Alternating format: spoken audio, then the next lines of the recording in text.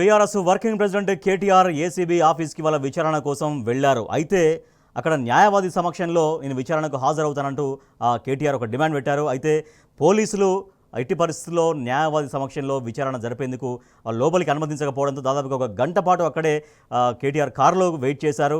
అయితే ఇది ముమ్మాటికి రాజ్యాంగ వ్యతిరేకంగా వీళ్ళు వ్యవహరిస్తున్నారు, హక్కుల్ని కాలరాస్తున్నారంటూ కేటీఆర్ తీవ్రంగా ఆగ్రహం వ్యక్తం చేశారు. అది ఎటువంటి విచారణ అయినా సరే న్యాయవాది సమక్షంలో జరిపేందుకు, న్యాయవాది ఎక్కడ అటెండ్ అయ్యేందుకు రాజ్యాంగం కల్పించినటువంటి హక్కు ఉంది. ఆ హక్కును ఇక్కడ కాలరాస్తున్నారు. ఇక్కడ అమలవుతుంది, రాష్ట్రంలో అమలవుతుంది. బాబాసాహెబ్ అంబేద్కర్ రాసిన రాజ్యాంగం కాదు, అనుముల రేవంత్ రెడ్డి రాజ్యాంగం నడుస్తోంది అంటూ కేటీఆర్ ధ్వజమెత్తారు. సో ఆయన ఒక వ్యక్తిగా, ఒక పౌరుడిగా, చట్టం పట్ల, రాజ్యాంగం పట్ల గౌరవం ఉన్నటువంటి వ్యక్తిగా ఆయన ఏసీబీ నోటీసులకు స్పందించానని, అందుకే హైకోర్టులో తీర్పు రిజర్వ్లో ఉన్నప్పటికీ కూడా నేను ఏదో ఒక కారణం చెప్పి ఏదో ఒక లేఖ రాసి నేను విచారణకు హాజరు కాకుండా ఉండే వెసులుబాటు ఉన్నా కూడా అట్లా చేయకుండా నేరుగా విచారణకు హాజరయ్యేందుకోసం వస్తే న్యాయవాదిని ఎందుకు మీరు అనుమతించట్లేరు అంటూ కేటీఆర్ అక్కడ పోలీసులతో వాగ్వాదానికి దిగారు. ఆయన ఆర్గ్యుమెంట్స్ వినిపించారు. అయితే ఎట్టి పరిస్థితుల్లో పోలీసులు న్యాయవాది సమక్షంలో విచారణకు అనుమతించకపోవడంతో చాలాసేపటి దాకా వెయిట్ చేసి చివరికి అక్కడి నుంచి వెనుదిరిగి నేరుగా తెలంగాణ భవన్కు చేరుకున్నారు. అప్పటికే తెలంగాణ భవన్కు భారీ ఎత్తున బీఆర్ఎస్ పార్టీ నాయకులు, కార్యకర్తలు, ముఖ్య నాయకులందరూ అక్కడికి చేరుకున్నారు. సో వాళ్లతో దీని విషయంలో రాజ్యాంగపరంగా, చట్టపరంగా ఎట్లా ముందుకు వెళ్లాలనే దానిపైన కేటీఆర్ తెలంగాణ భవన్లో ప్రస్తుతం సమాలోచనలు చేస్తున్నారు. మా ప్రతినిధి లివిల్ మరింత సమాచారం అందిస్తారు. ఎస్ లివిల్, కేటీఆర్ ఇప్పుడు తెలంగాణ భవన్లో అప్పుడు చాలాసేపు అయినా చేరుకొని సో పార్టీ నేతలతో ఏం మాట్లాడుతున్నారు, ఇవాళ ఉదయం నుంచి జరిగినటువంటి వ్యవహారం పట్ల, న్యాయవాది సమక్షంలో విచారణకు అనుమతించకపోవడం పట్ల, ఫర్దర్గా ఈ కేసులో మూవ్ అయ్యే దాని పట్ల ఏం చర్చిస్తున్నారు, ఎటువంటి సమాలోచనలు జరుగుతున్నాయి? ఉదయం నుంచి కూడా కొంత పోలీసులు హైడ్రామా సృష్టిస్తున్నారు. ఏదైతే అక్రమ కేసులో విచారణకు ఏసీబీ అధికారులు పిలిచిన నేపథ్యంలో ఖచ్చితంగా విచారణకు హాజరవుతా, నేను విచారణకు సహకరిస్తానని చెప్పేసి బీఆర్ఎస్ వర్కింగ్ ప్రెసిడెంట్ కేటీఆర్ ఉదయమే వారు ఇచ్చిన సమయం కంటే ముందే ఏసీబీ కార్యాలయానికి చేరుకున్నారు. ఏసీబీ కార్యాలయానికి చేరుకున్న తరుణంలో పోలీసులు కొంత హైడ్రామా సృష్టించారు. దానికంతా కొంత ఏదైతే రాజకీయ రంగు పులిచారు అనేది కొంత బీఆర్ఎస్ వర్గాల నుంచి కూడా వెలువెత్తుతుంది. అక్కడ పోలీసులు మెయిన్ రోడ్డు పైనే ఆపి లోపలికి వెళ్లకుండా అడ్డుకున్నారు. అక్కడ నుంచి నేరుగా నడుచుకుంటూ BRS working president KTR ACB ప్రధాన కార్యాలయం గేట్ వద్ద చేరుకున్నారు. అక్కడ అడ్వకేట్ల సహాయంతో మేము అడ్వకేట్లను తీసుకొని ఏసీబీ కార్యాలయానికి వస్తానని చెప్పిన నేపథ్యంలో వారు అడ్వకేట్లను అనుమతించము, ఖచ్చితంగా కేటీఆర్ ఒకడే రావాలని చెప్పి చెప్పడంతో అక్కడే చాలాసేపు కేటీఆర్ను అక్కడే వెయిట్ చేయించారు. దాదాపు 40 నిమిషాలకు పైచిలుకుగా కేటీఆర్ తన వాహనంలోనే ఉన్నారు. ఎట్టి పరిస్థితుల్లో నేను అడ్వకేట్ల సమక్షంలోనే విచారణకు హాజరవుతానని చెప్పారు. కానీ విచారణకు హాజరవుతానని చెప్పిన పోలీసులు వినకపోవడంతో చాలాసేపు అక్కడే ఉన్నారు. అక్కడ వారికి రాతపూర్వకంగా సమాధానం ఇచ్చి నేరుగా తెలంగాణ భవన్కు చేరుకున్నారు. తెలంగాణ భవన్ వద్ద కూడా పెద్ద ఎత్తున పోలీసులను మోహరించారు. ఇటు ఉదయం నుంచి కూడా ఈ ఏసీబీ విచారణకు బీఆర్ఎస్ వర్కింగ్ కేటీఆర్ హాజరవుతున్నారన్న నేపథ్యంలో రాష్ట్ర వ్యాప్తంగా కూడా పోలీసులు ఎక్కడెక్కడ నిర్బంధాలు కొనసాగిస్తున్నారు. ఇటు ఆ బీఆర్ఎస్ వర్కింగ్ ప్రెసిడెంట్ కేటీఆర్ స్వయంగా నేనే విచారణకు హాజరవుతున్నాను అప్పటికీ కూడా ఆ పోలీసులు తమ వాదనను మాత్రమే వినిపించారు తప్ప కేటీఆర్ను ఎట్టి పరిస్థితుల్లో అడ్వకేట్ల సమక్షంలో విచారణకు హాజరు కానివ్వలేదు అనేది మనకు ప్రధానంగా అర్థమవుతుంది. కేటీఆర్ కూడా పదే అదే చెప్పారు. వాళ్ళ మా మామగారి 2వ సంవత్సరికం ఉన్నప్పటికీ కూడా నేను విచారణకు వస్తున్నాను, కానీ నన్ను బలవంతంగా విచారణకు రాకుండా మీరే అడ్డుకున్నారని చెప్పేసి కూడా చెప్పారు. అయితే బీఆర్ఎస్ వర్కింగ్ ప్రెసిడెంట్ కేటీఆర్ కొద్దిసేపటి క్రితమే తెలంగాణ భవన్ చేరుకున్నారు. తెలంగాణ భవన్ చేరుకున్న తర్వాత లీగల్ టీం ఎవరైతే ఉన్నారో బీఆర్ఎస్ లీగల్ టీంతో ప్రత్యేకంగా సమావేశమయ్యారు. సీనియర్ ఎమ్మెల్యేలు, మాజీ మంత్రులు, సీనియర్ మాజీ మంత్రులు కూడా ఇక్కడే చేరుకున్నారు. వారంతా కూడా సమావేశమయ్యారు. ఏంటి జరుగుతుంది, అసలు రాష్ట్రంలో శాంతి భద్రతలు ఉన్నాయా, లేదంటే పోలీసులు ఎవరి ప్రకారం నడుచుకుంటున్నారు, రాజ్యాంగబద్ధంగా కల్పించిన హక్కుని వల్ల పోలీసులు కాలరాస్తున్నారు, రాజ్యాంగం కల్పించిన హక్కుని వల్ల పోలీసులు ఈ విధంగా దుర్వినియోగం చేస్తున్నారు, పొలిటికల్ గేమ్లో పోలీసులంతా కూడా పావులవుతున్నారని చెప్పేసి కూడా ఇవాళ బీఆర్ఎస్ వర్కింగ్ కేటీఆర్ అక్కడ మండిపడ్డారు. పోలీసుల తీర్పు ఖచ్చితంగా నేను సమాధానం చెప్పాల్సింది కోర్టులో రిజర్వ్డ్ అయి ఉంది, తీర్పు రిజర్వ్డ్ అయి ఉంది, తీర్పు రిజర్వ్డ్ అయి ఉన్నాక కూడా ఇవాళ రాలేకపోతున్నారు, రానివ్వకుండా అడ్డుకున్నారని చెప్పేసి కూడా చెప్తున్నారు. ఇవంతా కూడా ఒక పొలిటికల్ మైలేజ్లో భాగంగా అని చెప్పుకోవచ్చు. ప్రత్యేకంగా ఇవాళ మనతో మాట్లాడడానికి మాజీ కార్పొరేషన్ చైర్మన్ పల్లె రవీంద్ర చెప్పండి, అసలు ఇవాళ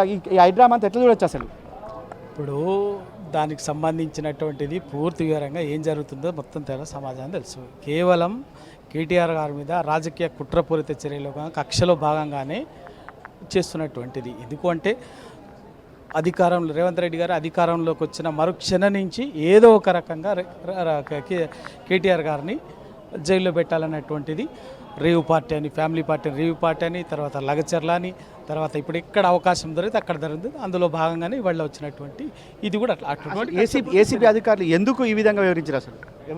ఎవరి ఈ స్వలాభం కోసం చేశారు, లేదంటే రాజకీయ ఒత్తిడి ఉన్నాయి అనుకోవచ్చు? కేవలం రాజకీయ ఒత్తిడి, ప్రభుత్వ ఒత్తిడి. ఈ ఏసీబీ అనేది ఇక్కడ అసలు ఏసీబీ పాత్ర మీదనే ఏసీబీ అనేది ఏసీబీ అంటే అవినీతి నిరోధక శాఖ. ఇక్కడ అవినీతి కాస్కారం ఎక్కడ ఉన్నది? ఇచ్చినటువంటిది ప్రభుత్వం నుంచి ఇచ్చింది క్లియర్గా ఉన్నది, తీసుకున్నటువంటి సంస్థ క్లియర్గా ఉన్నది. కేటీఆర్ గారి అకౌంట్లో కానీ కేటీఆర్ గారికి సంబంధించిన అకౌంట్లో కానీ నయా పైసా వచ్చినటువంటిది లేదు. అవినీతి ఏసీబీ చేయాల్సిన పనులు చేయాలి, అదొక స్వతంత్ర సంస్థగా వ్యవహరించాలి. కానీ ముఖ్యమంత్రి ప్రభుత్వ జేబు సంస్థలాగా దానికి ఉన్నటువంటి కన్సల్టెంట్లో పనిచేస్తుంది. కాబట్టి ఇలా కేటీఆర్ గారిని ఎక్కడ అనేక సందర్భాల్లో చేసిన ప్రయత్నం బెడిసి కొట్టింది. కాబట్టి ఇదొకటి ఉపయోగించుకొని ఇక్కడ కూడా ఒక ప్రయత్నం చేస్తున్నారు. అయినా కూడా కేసులకు జడిసేది లేదు, బెదిరి లేదు. ఎటువంటి పరిస్థితి, ఎటువంటి దానికైనా కూడా కేటీఆర్ గారు అందరం బీఆర్ఎస్ పార్టీ మొత్తం ఎదుర్కోవడానికి సిద్ధంగా ఉంది. ఓకే, మనతో మాట్లాడడానికి లీగల్ సెల్ సభ్యుడు ఉన్నాడు. చెప్పండి, వాళ్ళ మీరు పొద్దు నుంచి కూడా చూశారు, వాళ్ళ ఏసీబీ అధికారులు వివరించిన తీరుని ఎట్లా చూడొచ్చు అసలు? ఏసీబీ అధికారులని ఈ రాష్ట్ర ప్రభుత్వం జనరల్గా ఆలోచిస్తే ఒక రకమైన వాళ్ళు మిస్లీడ్ చేస్తూ ఉన్నది. ముఖ్యంగా ఈ తెలంగాణ రాష్ట్రానికి రేవంత్ రెడ్డి ముఖ్యమంత్రి కావడమే దురదృష్టకరం. ఒక క్రిమినల్ మెంటాలిటీ ఉన్న రేవంత్ రెడ్డి ఈరోజు కావాలని గౌరవ కేటీఆర్ గారి పైన ఈ విధమైన ఆక్రమణ కేసులు పెట్టేసి ఆయనని మానసికంగా ఇబ్బంది పెట్టే ప్రయత్నం చేస్తూ ఉన్నారు. గుర్తుపెట్టుకో రేవంత్ రెడ్డి గారు టీవీ నుంచి హెచ్చరిస్తూ ఉన్నాం. తెలంగాణ రాష్ట్రం ఉద్యమ నాయకుడు కేటీఆర్ గారు, ఉద్యమంలో మమ్మకమైన నాయకుడు కేటీఆర్ గారు, మచ్చలేని నాయకుడు, భారతదేశంలో కాదు ప్రపంచ దేశంలోనే హైదరాబాద్ నగరానికి ఐటీ మినిస్టర్గా ఉండి పేరు తెచ్చిన నాయకుడు కేటీఆర్ గారు. నీలాంటి చిల్లర ఆలోచనలు, నీలాంటి దుర్మార్గపు బుద్ధితోటి ఎవరు కూడా ఉంటే వాళ్ళే కాలానుగుణంగా ఇబ్బంది పడతారు తప్పితే దీనివల్ల వచ్చే ఇబ్బంది ఏం లేదు. నేను అడుగుతా ఉన్నది తెలంగాణ రాష్ట్ర ప్రభుత్వాన్ని, ఏసీబీ కేసు ఏ విధంగా బుక్ చేశారు? ముఖ్యంగా ఏసీబీ కేసు విధి విధానం లేనిది, ఏసీబీ కోర్టు విధి విధానం లేనిది భారత రాజ్యాంగం ఏం చెప్తా ఉన్నదని చెప్పేసి ఈ యొక్క పోలీస్ అధికారులను కానీ ఈ యొక్క రాష్ట్ర ప్రభుత్వం మేము అడుగుతా ఉన్నాం.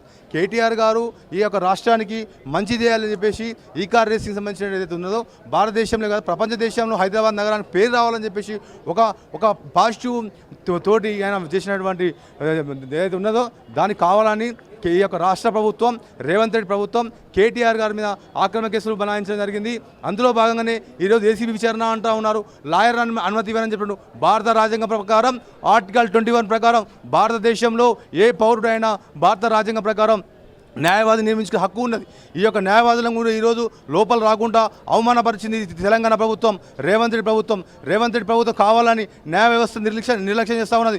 పోలీస్ వ్యవస్థ కూడా హోంశాఖ మంత్రి ఉన్నటువంటి రేవంత్ రెడ్డి ఈరోజు పోలీసు వాళ్ళని కూడా ఇబ్బంది పెడతా ఉన్నారు. ఎక్కడ చూడలేదు. భారత రాజ్యాంగం ప్రకారం అడుగులు తీసుకొని పోతామని చెప్తా ఉన్నాం. పోతున్న క్రమంలో ఇది అడుకోవడం రేవంత్ రెడ్డి యొక్క కుట్ర నీతికి నిదర్శనం చెప్పేసి ఈ సందర్భంగా హెచ్చరిస్తూ ఉన్నాం. అయితే మనతో మాట్లాడడానికి గణేష్ గుప్తా గారు చెప్పండి. ఇవాళ మీరు ఇప్పుడు కేటీఆర్ కూడా ఏసీబీ ఆఫీస్కి వెళ్ళొచ్చారు. ఇవాళ మీతో పాటు కూడా సమావేశం, లీగల్ టీం కూడా ప్రత్యేకంగా సమావేశం. అసలు ఏం చర్చిస్తున్నారు? ఇవాళ ఏసీబీ ఎవరి కోసం పనిచేస్తుంది అనుకోవచ్చు? ఈ లీగల్ అడ్వైజర్స్, లీగల్ సంబంధించిన వారిని లోపల రానికపోవడం ఎట్లా చూడొచ్చు? అంటే మీరు గత కొద్ది రోజులుగా చూసినటువంటి ఎపిసోడ్స్ వేరు, ఈరోజు లేటెస్ట్గా చూసినటువంటి ఎపిసోడ్. కేటీఆర్ గారిని మాకు కొంత సమాచారం కావాలి, మీరు ఏసీబీ ఆఫీస్కి రండి అన్నారు. చట్టం మీద, న్యాయ వ్యవస్థ మీద, ప్రభుత్వం మీద ఉన్నటువంటి నమ్మకంతో మరి ఈరోజు ఆ గౌరవంతో ఏసీబీ ఆఫీస్కి వెళ్ళిన తర్వాత మీకు ఏం ఇన్ఫర్మేషన్ కావాలో ఇవ్వడానికి సిద్ధంగా ఉన్నా. వాస్తవానికి టోటల్ ఇన్ఫర్మేషన్ ప్రభుత్వం దగ్గర ఉంది. మరి కేటీఆర్ గారు కేటీఆర్ గారు సైన్ చేయలే ఫైల్, యాజ్ ఏ మంత్రిగా సైన్ చేసిండ్రు. సో ఆ ఫైల్స్ మొత్తము ప్రభుత్వం వద్దే ఉన్నాయి, తను తీసుకొని ఏం పోలే. ఇన్ఫర్మేషన్ టోటల్ ఉన్నప్పటికీ కూడా మీరు మాకు కొంత ఇన్ఫర్మేషన్ ఇవ్వాలి అంటే అదే గౌరవంతో కొంతమంది అడ్వకేట్లను తీసుకొని పోయినరు. పోతే అడ్వకేట్లని లోపలికి రానియకుండా వాళ్ళకి ఇబ్బంది పెట్టాలి, కేటీఆర్ గారిని ఒక్కరిని ఏదో ఇబ్బంది పెట్టాలి, పర్సనల్ టార్గెట్ చేయాలనేటటువంటి ఉద్దేశంతో ఏదైతే చేస్తున్నారో దానికి కేటీఆర్ గారు ఒప్పుకోలే. ఎందుకంటే నరేందర్ రెడ్డి గారికి ఇంతకుముందు ఏ విధంగా అయితే ఇబ్బంది చేసిరో అదే నాకు డౌట్ ఉంది. కాబట్టి అడుగున నా కుటుంబం మీద, నా కుటుంబ సభ్యుల మీద, నా మీద, ఇంట్లో ఫంక్షన్ చేసుకున్న ఒక టార్గెట్ చేస్తున్నారు. ఇది ఎక్కడి నుంచి మొదలైంది? టెలిఫోన్ ట్యాపింగ్ నుంచి మొదలైనటువంటి వ్యవస్థ ఇప్పటికీ ఇంట్లో కుటుంబ సభ్యులతో చేసుకున్నటువంటి పార్టీ మీద కూడా నన్ను ఎక్కడో అబాస్పాలు చేయాలి, ఎక్కడో నన్ను నిరికియాలనేటటువంటి సంగతి చూస్తున్నారు. ఇప్పటికే కోర్టులో వాదనలు ప్రతివాదనలు జరిగినాయి. మరి కోర్టు ఇప్పటికీ వారి డిసిషన్ పెండింగ్లో పెట్టింది. పెండింగ్లో పెట్టినప్పటికి కూడా మళ్ళీ కావాలని చెప్పేసి ఈరోజు ఒక డైవర్షన్ పాలిటిక్స్లో భాగంగా రైతు బంధులో ఈరోజు రాష్ట్ర వ్యాప్తంగా 15,000 ఏదైతే ఇస్తున్నారో దాన్ని 12,000 ఇచ్చినందుకు రైతులని డైవర్ట్ చేయడానికి కేటీఆర్ గారిని ఈరోజు పిలవడం, టైంపాస్ చేయడం. మరి దానికి కూడా కేటీఆర్ గారు మా అడ్వకేట్ రాకుంటే మేము రామన్నారు, వాళ్ళ ఆఫీసర్స్ వచ్చారు, మరి ఇచ్చిండ్రు. దీని తర్వాత ఇంకోటి అంటే వెంటనే ఒక్కొక్కటి మారుస్తూ ఒక్కొక్క అలిగేషన్ వేస్తూ చివరికి కేటీఆర్ గారి మీద బురద జల్లాలి, కేటీఆర్ గారిని ఇబ్బంది పెట్టాలనేటటువంటి ఈ పాలిటిక్స్ జరుగుతున్నాయి తప్ప రివెంజ్ పాలిటిక్స్. ఇక్కడ రివెంజ్ కూడా కాదు. మా ప్రభుత్వంలో నిజంగా చెప్పాలంటే ఎవరిని టార్గెట్ చేయలే. మా కార్యకర్తలు కూడా బాధపడుతున్నారు. ఈరోజు మనం కూడా అదే చేస్తుంటే బాగుండేదేమో. అడుగడుగున్న గ్రామస్తుల నుంచి మొదలు పెడితే ప్రతి పట్టణంలో హైదరాబాద్ వరకు కూడా మరి పార్టీ పెద్దలను కూడా అడుగడుగున ఇబ్బంది పెడుతున్నారు.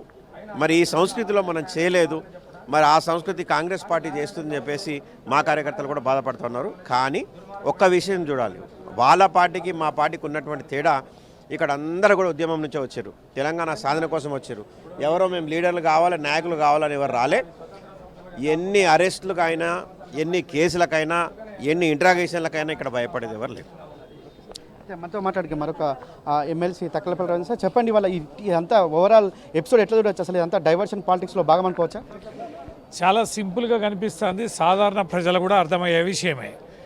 ఇలా కేటీఆర్ గారు లాంటి వారిని పిలిచినప్పుడు, అది ప్రభుత్వ నిర్ణయం అయినప్పుడు, పేపర్లన్నీ వారి దగ్గరే ఉన్నప్పుడు, పూర్తి స్థాయిలో న్యాయస్థానంలో వాదనలు జరిగాక తీర్పు రిజర్వ్ ఉన్నప్పుడు ఏసీబీ పిలవడంలో ఆంతర్యం ఏంటి అనేది క్లియర్గా అర్థమవుతుంది, ఎవరికైనా అర్థమైంది.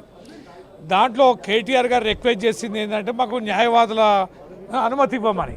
మరి న్యాయవాదిని అనుమతి ఇవ్వడానికి ఏసీబీకి వచ్చిన అభ్యంతరం ఏంటి, ఇబ్బంది ఏంటి అంటే ఖచ్చితంగా మా అనుమానాలు నిజమేననేది మాత్రం చాలా స్పష్టంగా తెలుస్తుంది. అంటే మీరు చెప్పనివి చెప్పినట్టుగా, రాసివ్వనివి రాసిచ్చినట్టుగా చేయడము, ఇంటి మీద దాడి చేయడానికి ప్లాన్ చేయడము, ఇంట్లో రకరకాల కాగితాలు పెట్టించడము, ఇంకేదైనా పెట్టి కేసులు ఇరికించడం. అంటే గత సంవత్సర కాలం నుంచి ఏ రకంగా కేసీఆర్ గారి కుటుంబాన్ని జైలు పాలు చేయాలి, అరెస్టులు చేయాలి, ఎట్లా ఇరికించాలని కొండను దవ్వినట్టుగా తవ్వుతూ పరిపాలన వదిలేసి, మీరు ఇచ్చిన 6 గ్యారెంటీలు వదిలేసి, మొత్తంగా చేతులు ఎత్తేసి సంపదను సృష్టించడం వదిలేసి, ఇచ్చిన హామీలను వదిలేసి కేసీఆర్ గారి కుటుంబాన్ని జైల్లో పెట్టడం ఏకైక కార్యక్రమంగా కమిషన్ల మీద కమిషన్లు వేసి అనేక శాఖల మీద పూర్తిగా నిఘాను పెంచి దర్యాప్తులు చేస్తూ మీరు చేస్తున్న ప్రయత్నం ఏంటంటే అవకాశాలు దొరకక ఇవి కృత్రిమంగా సృష్టించి ఏ రకంగా నేరాన్ని మోపి జైల్లో పంపాలనే ప్రయత్నం మీరు చేస్తున్నారు. అర్థమైంది కనుకనే మీ న్యాయవాదిని ఎలో చేయమంటే ఎలో చేయకుండా రోడ్డు మీదనే అర్ధగంట పైగా కారులో కూర్చోబెట్టి మీరు రాతపూర్వకంగా తీసుకొని వెనక్కి పంపించారంటే క్లియర్ కట్ అర్థమవుతుంది. తెలంగాణ ప్రజలారా, ఏ రకంగానైతే పథకాలకి తూట్లు పొడిచి ఈ ప్రభుత్వం ప్రజల్ని మోసగిస్తుందో, ఇలా ప్రశ్నించే గొంతుకని జైల్లో పెట్టడానికి ఏ రకంగా కుట్రలు బంతుందనేది స్పష్టంగా మీకు అర్థమైందని అనుకుంటున్నా. ఈ రకంగా నిరంకుశ ధోరణితో బరిదెగించి ఈ రకంగా వ్యవహరిస్తున్న రేవంత్ రెడ్డి సర్కార్ని ఖచ్చితంగా తెలంగాణ ప్రజలు నిలదీయాల్సిన అవసరం ఉంది, మీ మద్దతు ఇవ్వాల్సిన అవసరం ఉంది. మీకోసం పోరాడుతున్న బీఆర్ఎస్ పార్టీని, బీఆర్ఎస్ నేతల్ని అక్రమంగా జైల్లో పెట్టడానికి చేసే ప్రయత్నాన్ని ఎక్కడికక్కడికి ప్రజలు తీవ్రంగా ఖండించాలి, మీ మద్దతు ఉండాలి, ఈ ప్రభుత్వాన్ని నిలదీయాలని సందర్భంగా హెచ్చరిస్తున్నాం, కోరుతున్నాం. అయితే ఇవాళ ఏదైతే ఇవాళ చూసిన ఎపిసోడ్ అంతా ఖచ్చితంగా రైతు భరోసాని ఇవాళ 15,000 ఇస్తామని 12,000కి ఎక్కుదించారు. అనేక సమస్యలతో కొట్టుమిట్టాడుతుంది తెలంగాణ రాష్ట్రం. ఈ నేపథ్యంలో ఈ ఏసీబీ విచారణ కోర్టులో తీర్పు రిజర్వ్ ఉన్న నేపథ్యంలో విచారణకు పిలవడం ఎట్లా చూడొచ్చు? అసలు ఇది రాజకీయ కోణంలో చేసే కుట్రలో భాగంగా తప్పితే మరొకటి కాదు. నిన్న వాళ్ళు క్యాబినెట్ మీటింగ్లో వాళ్ళు 12,000 ఎకరానికి ఇస్తా అని చెప్పి ఏదైతే చెప్పుకొచ్చారో దాని మీద మా నాయకుడు కేటీఆర్ గారు స్పందించి ఎన్నికల్లో మేనిఫెస్టోలో మీరు 10,000 కాదు 15,000 ఇస్తా అని చెప్పి చాలా గట్టిగా చెప్పుకొచ్చారు. దాన్ని డైవర్షన్ చేసి 12,000 తీసుకొచ్చారు. ఆ 12,000 కూడా ఎవరికి ఇస్తారు ఏందని విధి విధానం కరెక్ట్ చేయలేదు. ఎకరాకి ఇస్తాను, ఇలా బత్తాయి తోటలు, నిమ్మ తోటలు ఉంటాయి, మరి హార్టికల్చర్ వ్యవసాయ పద్ధతులు ఉంటాయి, వివిధ రకాలు ఉంటాయి. ఆ నిర్ధారణ చేయకుండా ఇలా మా పార్టీ నాయకుడు కేటీఆర్ గారు పిలుపునిచ్చి మరి రాష్ట్ర వ్యాప్తంగా కూడా ప్రభుత్వం నిలదీయాలని చెప్పినప్పుడు దానికి డైవర్షన్ చేయడం కోసం ఈరోజు ఒక కుట్రపూరిత ఆలోచనతోటి ఈ రకమైన మరి కేసులు పెట్టించి విచారణ పిలవడం ఏంది, పిలిచినాక మరి న్యాయవాదులతోటి వచ్చి మరి విచారణకు వస్తే చట్టం మీద ఒక గౌరవం ఉండి రాజ్యాంగం మీద ఒక గౌరవంతో మరి ఒక పద్ధతిలో మరి మా నాయకుడు వస్తే బయటను నిలబెట్టి మరి విచారణ లోపల రాకుండా న్యాయవాదులను లోపల రాకుండా అడ్డగించే ప్రయత్నం ఇది రాజకీయ కోణంలో కుట్ర భాగం ఇది. రాజకీయంలో ప్రజలని డైవర్షన్ చేయడం, ప్రశ్నించే గొంతుగా లేకుండా చేయాలనే ఆలోచనతోటి ఈ దుర్మార్గం వ్యవస్థ నడుస్తుంది రాష్ట్రంలో.